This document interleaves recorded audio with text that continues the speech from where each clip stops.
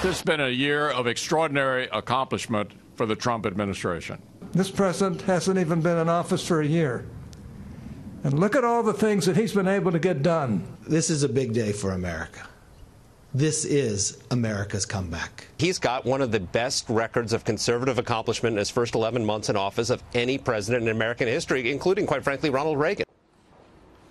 President Trump celebrating one of the biggest legislative accomplishments America has seen in decades. But that isn't his only win this year. So what's on the horizon for 2018? Joining us now is political analyst Ron Meyer. Good morning, Ron. Thank you very much for joining us. Morning, Heather. So big day yesterday. Let's start with that. I mean, no doubt this is the first major overhaul of the U.S. tax system since 1986. And they were pretty happy yesterday.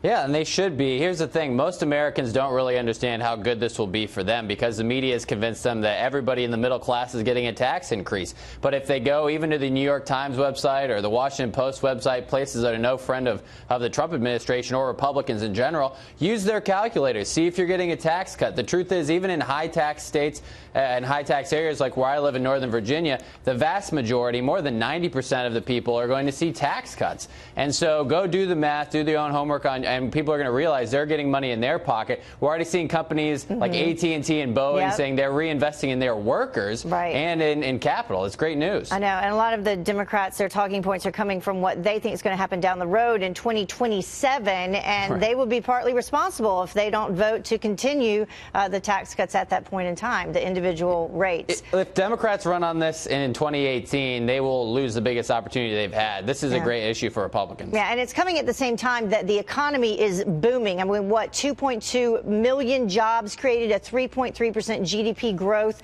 That's the highest since, I did that yesterday, since like 2004, I think, something like that. Right. Yeah, no. So you have to remember, the unemployment rate is the lowest it's been in 17 years. There are 156,000 new manufacturing jobs this year. That's gigantic.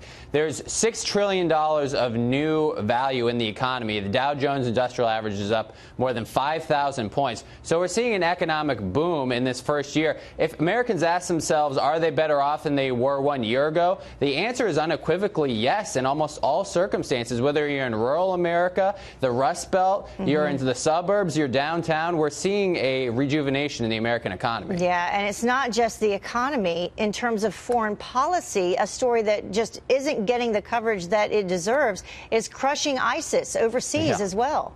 That's right. So we've seen ISIS be totally crushed and now having to flee to Africa in most instances. And here's the big win, is that they wanted President Trump to send 80,000 troops into Syria. And he said, no, we don't need it. We can do it with 3,000. And they were able to do what they needed to do to finish off ISIS with many less troops, endangering many fewer Americans, and not keeping America entangled in the Middle East. So not only is he defeating ISIS, he's making sure we're not entrapped in the Middle East any longer. So it's a win for both non-interventionists and people who want to make sure we're defeating terrorism. Yeah, and hopefully that's just beginning as well. Also back at home, the Supreme Court nomination of Judge Neil Gorsuch, but not just the Supreme Court that he's making a difference with.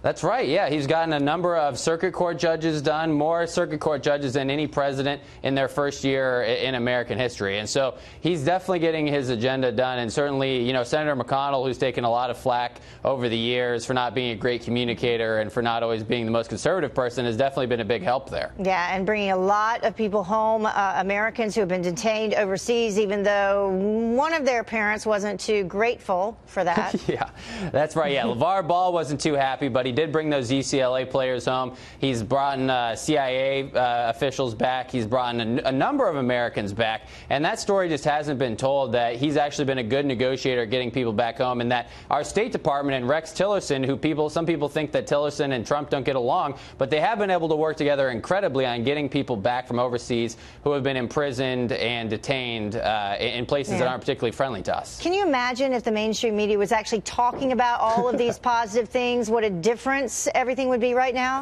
It's amazing. I mean, and the approval ratings would be a lot different too. Yes. I mean, this is the thing. And this is the impact that the media does have, and also, by the way, I think that drama does have. If you take out some of the tweets that cause drama, if you take out the Roy Moore election, and you just make your messaging about these victories, I think we see a total change in the popularity of this administration and the Republican Party. Well, it's a great way to end the year, talking about all the positive things. Ron Meyer, thank you so much for joining us this morning. Thank you, Heather.